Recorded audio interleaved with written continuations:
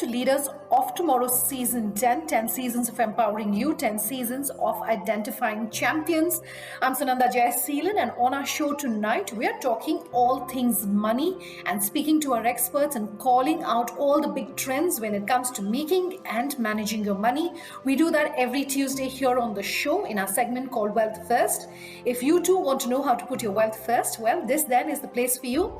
First up, a conversation in the LOT hot seat tonight with Vivek Bajaj of StockEdge. Also, part 2 of a previous conversation being carried forward tonight with Soneera Sanghvi, writer and lawyer, and Binal Gandhi, CEO of Learning Curve Academy.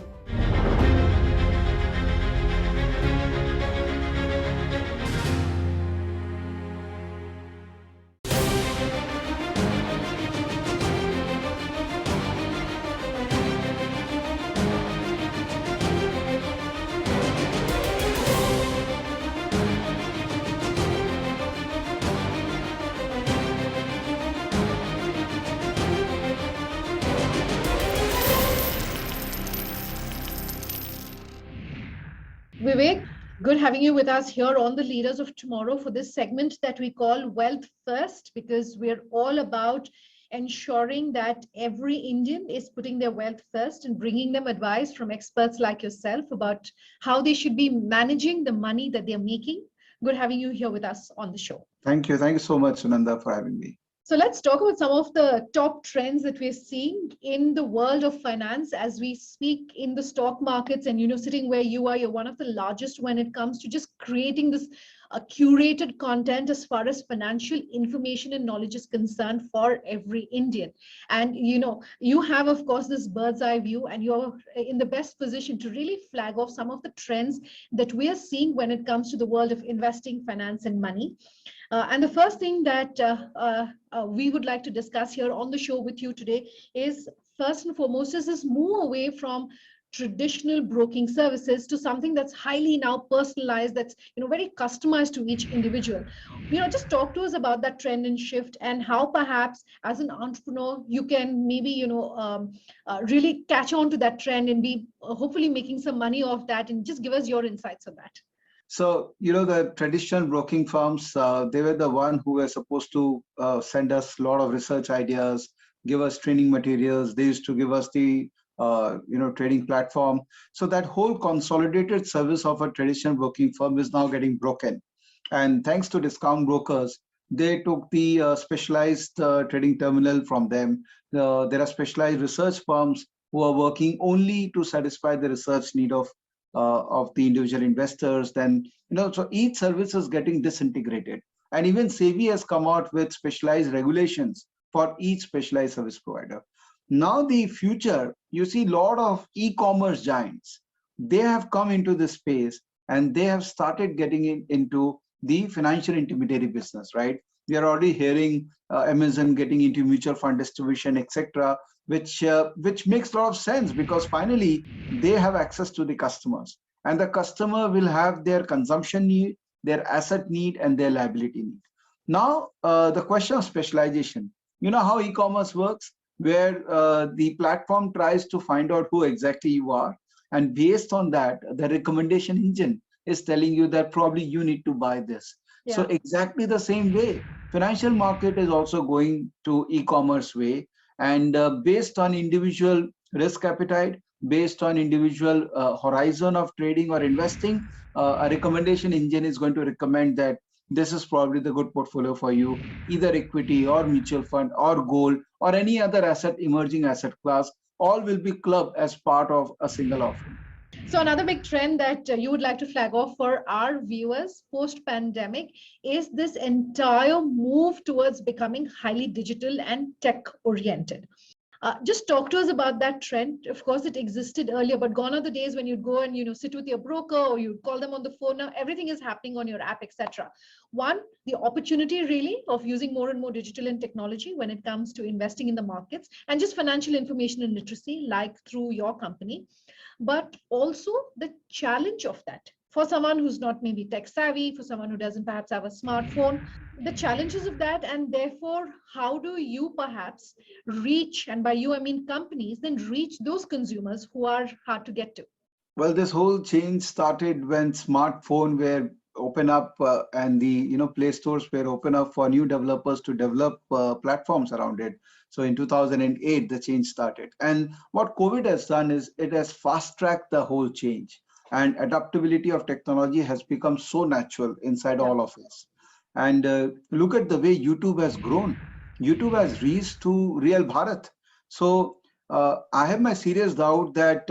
At a remotest part of our country, there is no smartphone. In fact, geo and internet penetration has done that hard work, taken smartphone to the remotest part. And if you talk about financial market or investments, those can only be done by people who have disposable income. So the population who has disposable income, I believe they have smartphone and they have understood the art of consuming content or consuming platforms around smartphones. So with initiatives around financial education in YouTube like public platform or private platforms like Elon Markets like us, there is serious interest among broader population to learn the art and science behind investing. Another trend which we're seeing, particularly post the pandemic, is that the profile of the person who's investing in the markets has perhaps changed. You are, of course, the best person to tell us that. But I understand there's a move now towards younger people who are looking at investing in the markets. More and more women who are coming onto platforms like yourself, who are going onto broking apps and wanting to learn about the financial markets and the stock markets. Just talk to us about that. India is a young country, so obviously the next lot of population who will come into the market will be the younger lot. Yeah. So it's not surprising, which is what is happening right now. And I've seen, I mean, we all have seen people in our house that the younger population is of different breed altogether.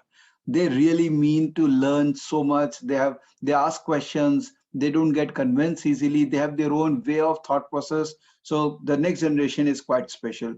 So the guys who are coming into the market obviously have more propensity to ask questions and learn. And women, I would say the density of women population in our country in financial market was always low, which was quite a surprising thing because women are the best financial managers. And this change ought to was supposed to happen. It was long overdue. And now because of pandemic, even women have realized that this is a great platform where we can get engaged because see, consider the different buckets of women in our country.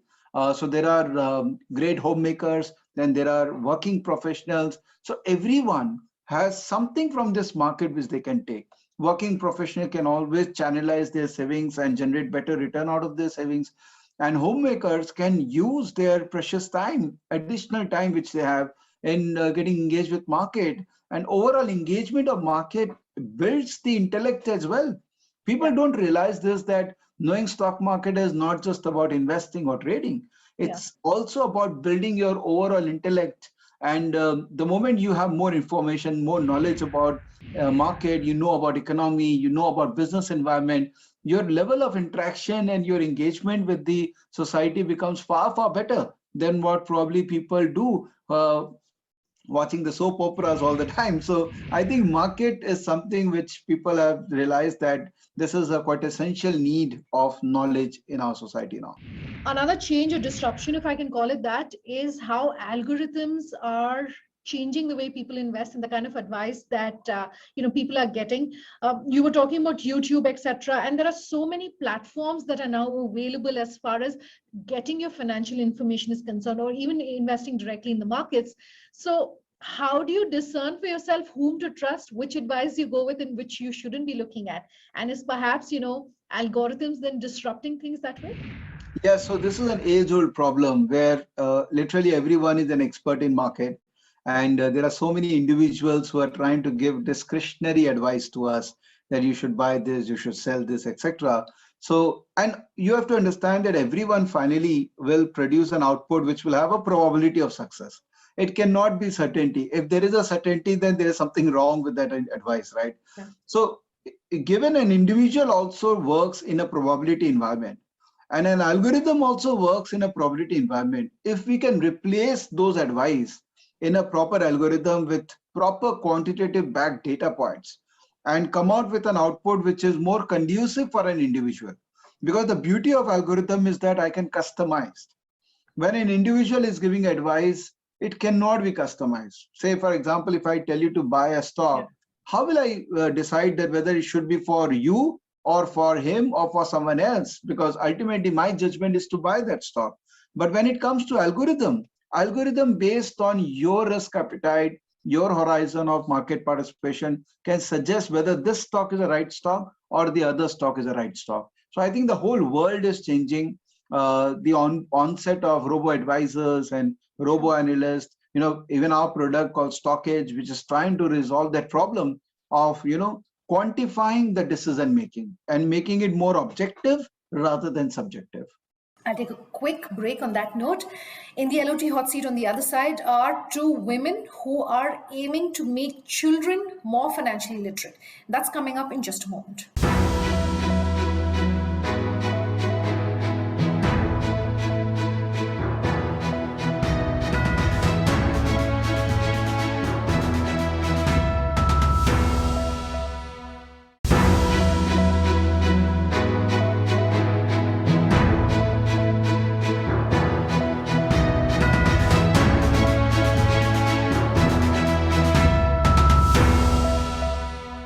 Welcome back. You're with us here on the Leaders of Tomorrow. And in the hot seat tonight are two people who are calling out a big trend in the world of personal finance, and that is how to make children and why it is important to make children financially literate.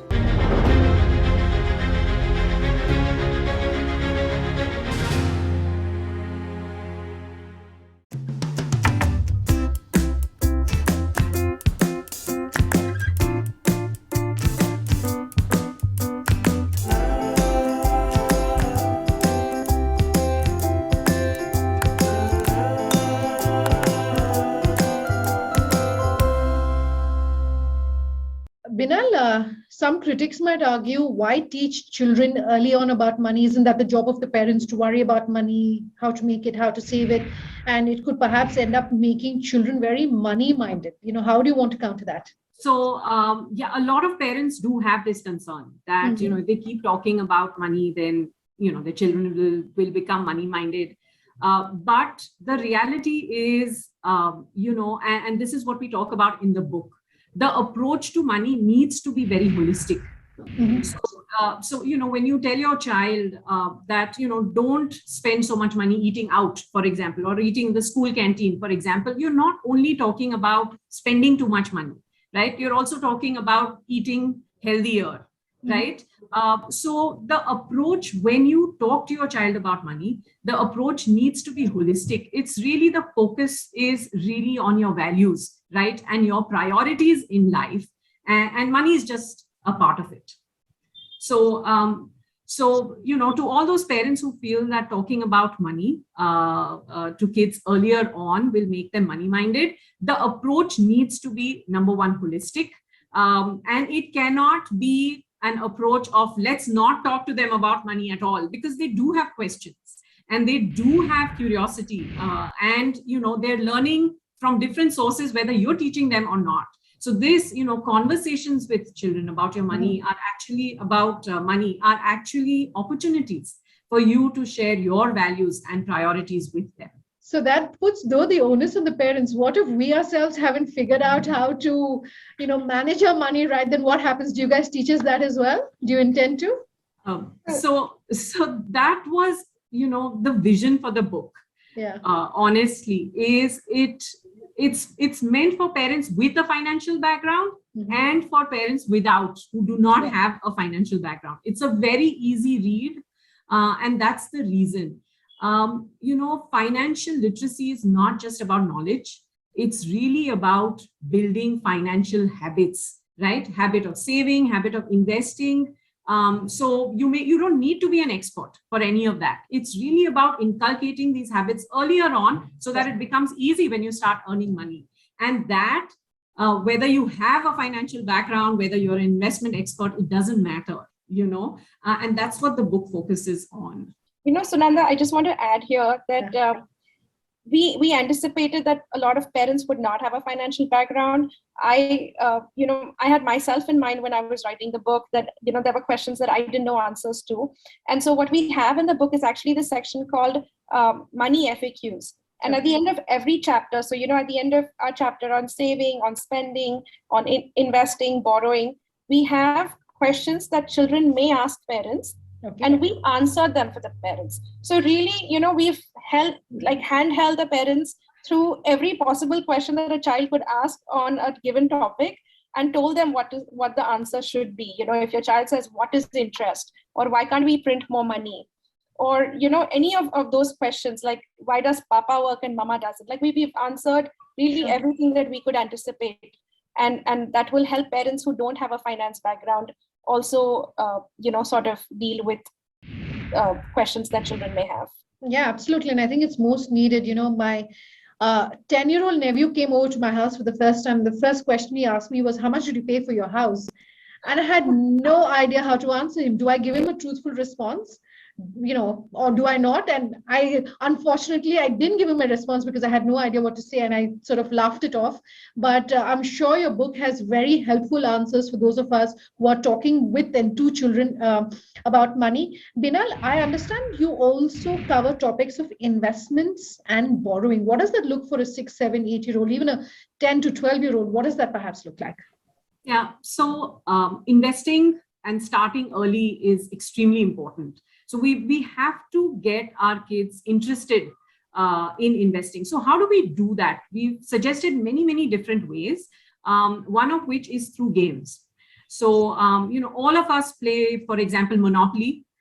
Yeah. We've played it when we were younger, and we've played it with our kids. I have 2 teenage daughters, and we played Monopoly all the time. Okay. And what we've done is we've outlined ways you can use this game to teach them about risk and return, about assets, why it's very important to not just save the money, but to actually invest it in case of Monopoly, in properties, right? So that you can get returns in terms of rent or, whatever else it is. So we've, outlined ways kids can do that. Rather, parents can talk to their kids and teach them about investing. We've also, it's very important to show them and not just talk to them. So one of the examples I've given, and I think all parents should really do that, is, put a small sum away. And I did this with my kids when they were younger. I invested 10,000 rupees in a mutual fund.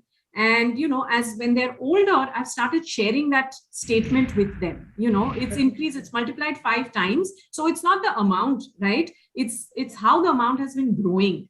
And, I can tell you my daughters are sufficiently impressed with the power of compounding because the money has increased over the long term, right?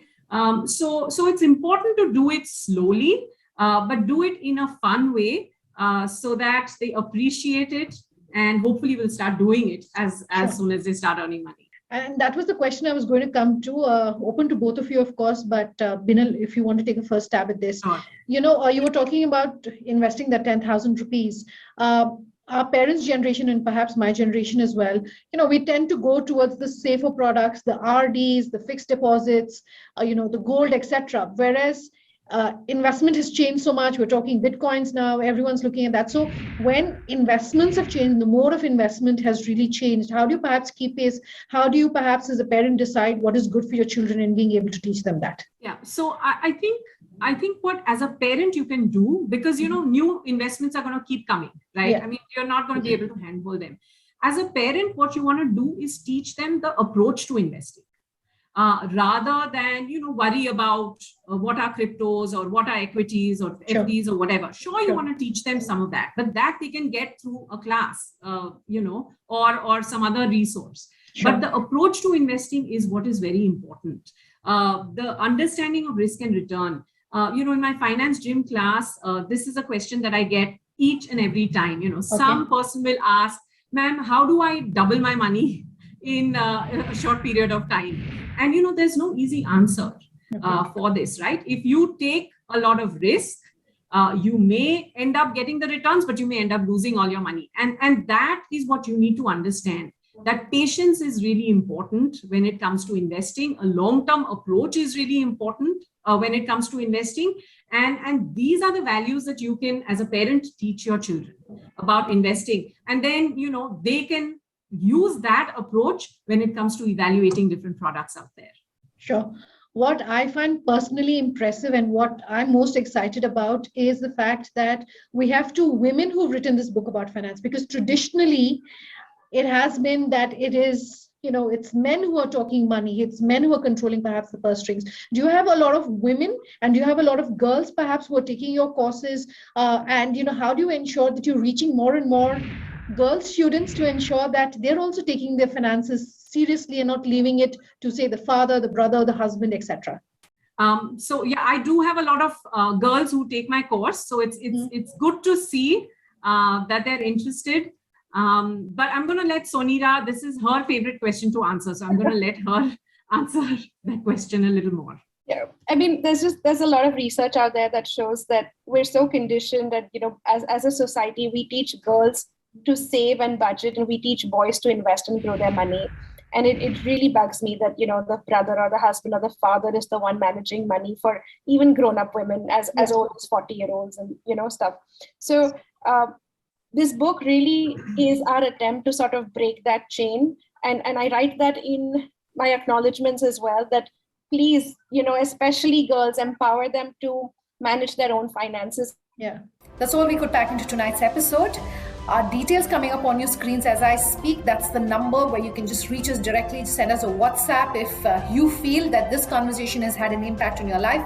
We'd love to hear from you and we'll get back in touch with you. Thanks for watching. Have a good night.